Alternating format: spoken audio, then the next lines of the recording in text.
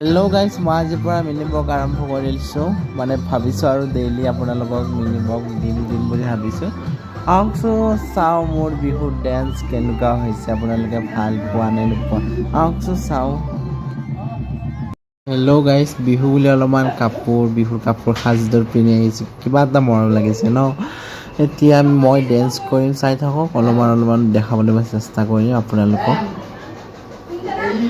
ইমান ধুনীয়া কৰি নাজানোতে বোলে চেষ্টা কৰিছোঁ কৰিবলৈ, সাহস কৰিছোঁ। মানুহ আছে, বহুত মানুহ।